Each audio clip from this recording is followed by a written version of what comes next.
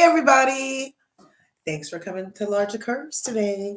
Make sure you smash that like button, smash the subscribe button, and ring the bell on the way in. Curvies, we're live. Okay, we are live. I hope you're doing fantastical this Tuesday, the 28th, the last Tuesday of the first month of 2025. Woo, time is flying, you guys. Time is flying. Well, let's see. We are here right now. Let me check this volume. I don't get bad ads. Look, I get cute underwear ads on my stuff. Let's see. Underwear ads on my stuff. Allie from Miami's in the house.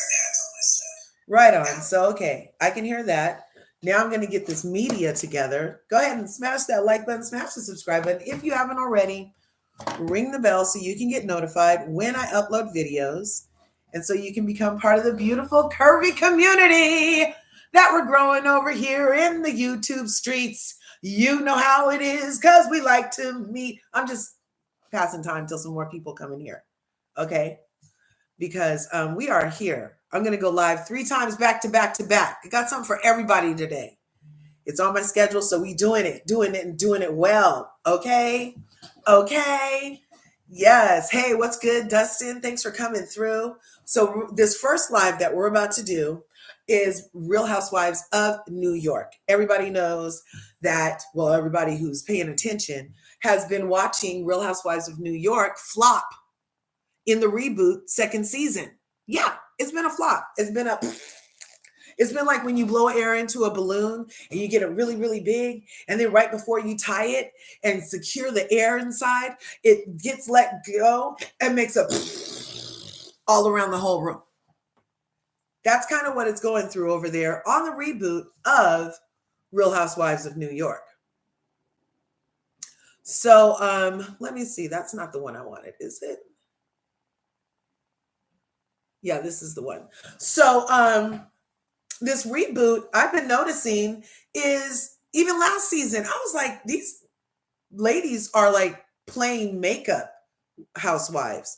They didn't have, their storylines were not authentic. There was a lot of lying going on last season too. As a viewer, I noticed. I was like, this is fakety fake. Are we in the fakey McFakerson's clan over here? Like, what's going on? And to me, Aaron was in on the fakey Fakerson last season. Brynn was in on the fakey Fakerson last season. Yes. And even Sai to me was on the fakey Fakerson last season because she told Brynn some stuff and then got mad that the girl told instead of taking accountability that she told the girl. So fakey McFakerson stuff. So I wasn't a fan. Oh yeah, you guys, this merch is available on my website. This is Locked and Loaded. It's me. On the brown shirt, it really looks like me too. So anyway, yeah, we're gonna be here for just a minute, just like 15 more minutes. So you guys, how do you guys feel? Do you feel like it's a lot of fakey McFakerson happen over on the Real Housewives of New York?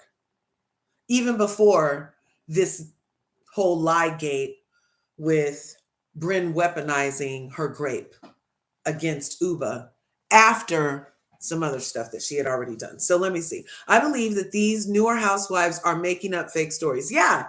And it's like, they're either doing the housewife playbook verbatim and they're literally giving us what we've already gotten.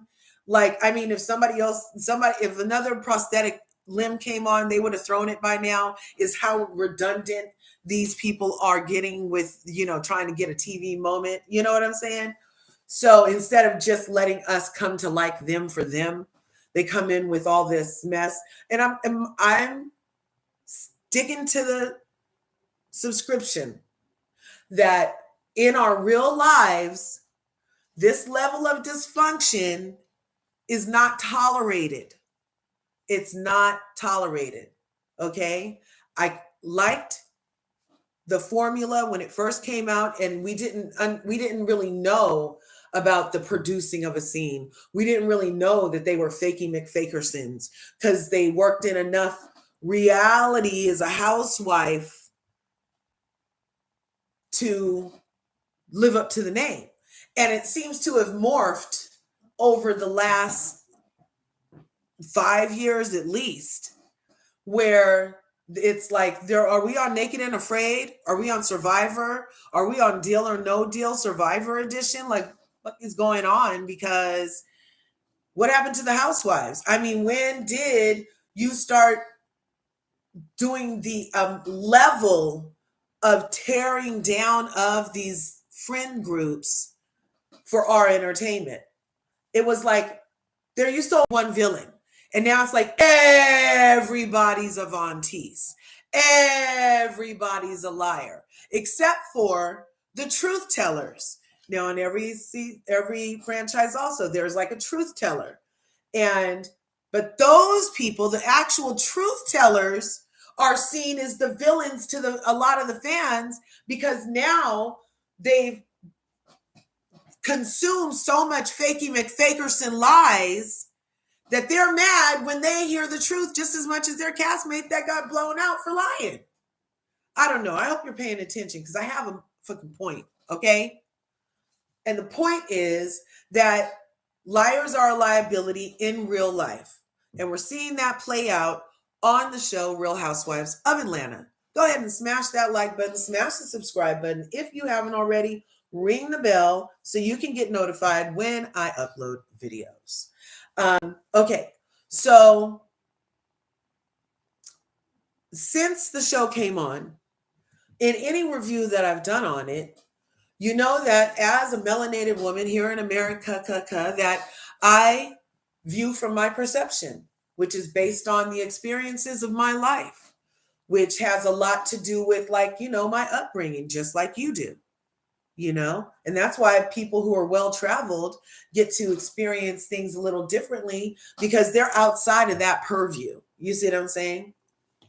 So I've been noticing since this show came on that these women have been high-key aggressive towards Ubah. And they've been trying to play her off like an angry Black woman. And I have said, go check the videos, I've said how detrimental it is to allow this type of storyline to be seen en masse on Globe, because it allows for the thought that Black women should have to tolerate this shit in real life. I took it there. Okay?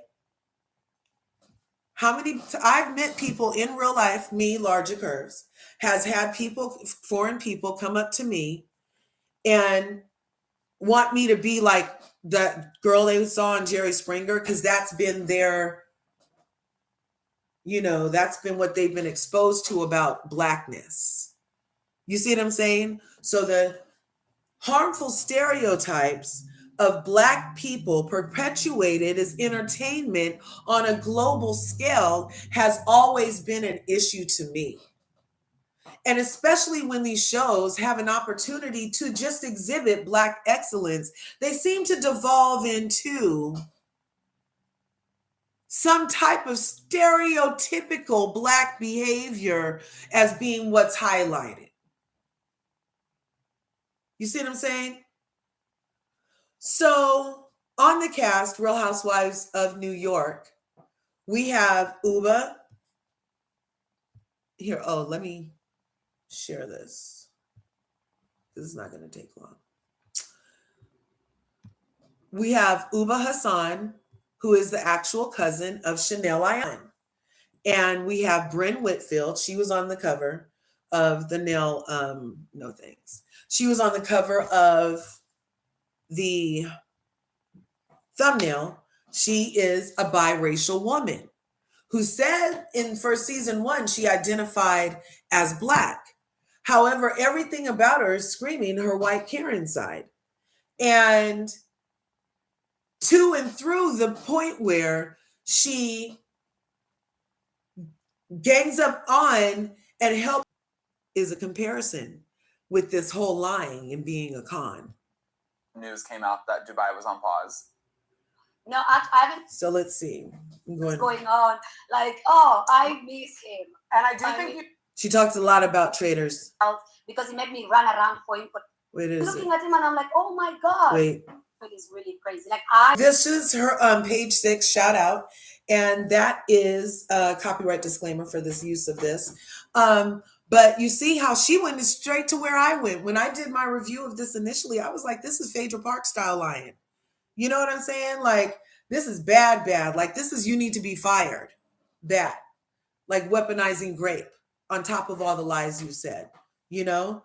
So,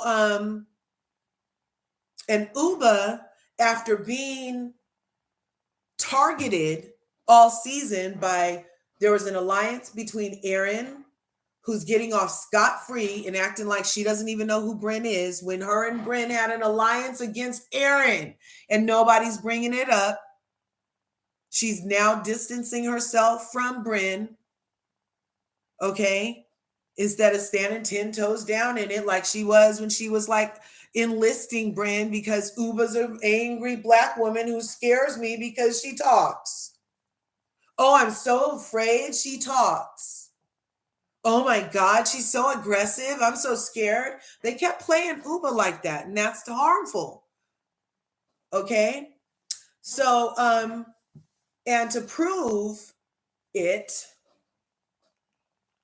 Ubah, to prove what I'm saying about how harmful it is, Ubah has been getting hate mail because people see it for Brynn and her lies and her bullshit and her setup of Ubah.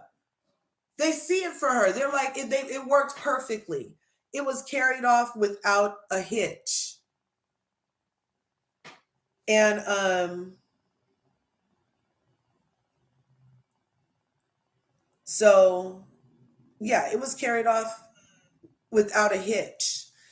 The setup of an angry Black woman in Ubah, the sweetest, most loving, most direct, non-gossipy person on the set, but also the most melanated, got it from everybody. And then even once it was revealed that Brynn lied, the rest of the non-melanated did not take a lot of time to go run over to Ubah. It was just weird to me. It was like, oh, it worked, and it's working en masse.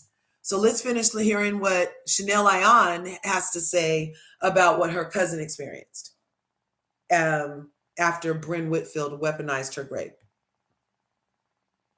Chanel Ayan, Real Housewife of Dubai, speaking on Ubah Hassan, Real Housewife of New York, her real-life Somalian cousin, who was just lied on in the last week's season finale of Real Housewives of New York by Brynn Whitfield, a biracial lady who looks very like, well, she's ambiguous in her, you know, she could be either or. But anyway, she said she identifies as Black, but acts like a white Karen, and made an alliance with Aaron, a white Karen, who they both set to saying and lying and projecting that Ubah's an angry Black woman that is out of control and unhinged, and they're scared, and she's and we're there. So her cousin Chanel Ayan was also on Real Housewives of Dubai that got paused, in my opinion,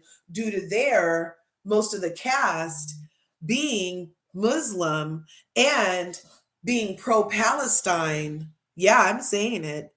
I feel like that's really why that whole thing got paused and shut down. Okay. But in the meantime, we have Chanel Ayan, who was a rocket star from that series. So let's finish hearing what she has to say about what Ubah experienced after these lies from Brynn. But they also just mentioned that, you know, a lot of people are rallying behind Ubah, but there are also a lot of people who aren't, like this Shauna LaRock, who texted her this, DM'd her this. and then Ubah had to do a response. So let's look at this real quick. So the text from the girl says, I have never commented on a post ever. I love Housewives of New York, but you're the biggest, meanest bully ever I have ever encountered. No one stands up to you. I truly hope they get rid of you. I can't imagine you as a wife and sure not a mother. Just horrible behavior. So you see how what I said is true, how the projection of that makes it think that that's what happened when that's not what happened. Black women have a wide range of emotions. And when you poke one, just like when you poke a white one or a Chinese one or a Mexican one, on the right day, you're going to get poked back. In the right moment, you're going to get poked back. There's only so much anybody can take. And even editing was in on the shits with the projection of Ubah, because they would show her reacting without even showing all the other things she had gone through on camera, but they're not showing us. So they're just showing these ladies like, oh no, why is Ubah yelling again? She's so scary. And they're not showing all of the freaking from the ladies constantly. But then the reaction of the Black woman becomes the fucking problem. Do you understand what I'm saying as far as the programming? And I know it's just a show, and I'm passionate about the way Black women get treated in real life. Okay? And I understand that the programming involved in our entertainment allows the space for this type of treatment towards people when in real life situations, because they see it and they're like, oh, that shit is normal. That's how they expect to be treated like that. That shit is normal. Or, oh, look, there's a Black woman talking loud. That's like Ubah. And remember, Ubah's an angry Black woman. But it wasn't. It was a normal fucking reaction to getting poked by some bitch. Okay? The reason Phaedra was on the thumbnail for this live is because she doesn't stop at her assessment of the Brynn and Ubah of it all. Chanel Ayan, who's from Real Housewives of Dubai, everybody who watches that show knows that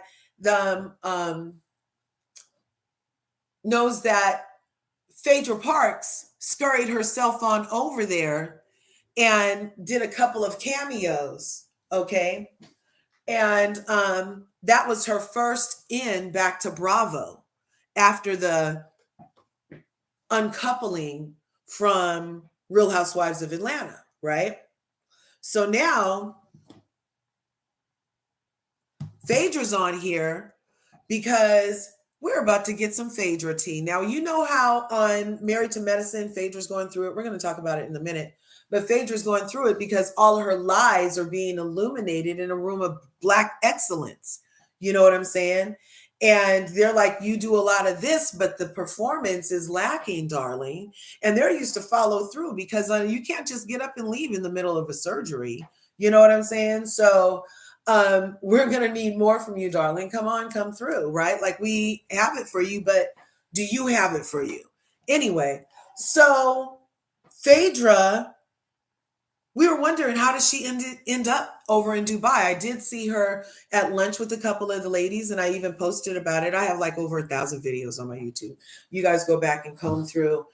Phaedra, I caught it in real time. You know how I'm catching lives all the time. Well, I had actually caught it in real time about how she was visiting, and then she ended up being on the show. So let's listen to how that happened. Well, she ended up saying that Phaedra was calling her to get on the show. And yeah, she said it. Like, I'm obsessed with you. I love you. I hope I get to see you in drag. I was like, in my other life, I was a drag. It broke my heart. Okay, do you know what? I'm glad you're taking with all it. the education you've got, with every education you've got. Oh, this is it here. She started 3 minutes in on Phaedra. And this is Phaedra's thing. She doesn't like anybody who outshines her. She hates it. And Chanel Ayan is that girl. And Phaedra is that girl. But she needed Chanel Ayan at one point. Isn't that interesting, you guys?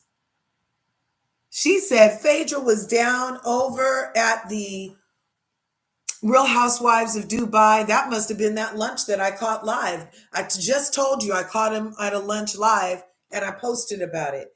She was at that lunch begging to get on the show. Then Chanel Ayan specifically helped her get on the show. And now she's like, oh, Chanel Ayan is whack. Now she went to Quad. Quad has the same story about Phaedra. She was like, well, do you think you bring me on?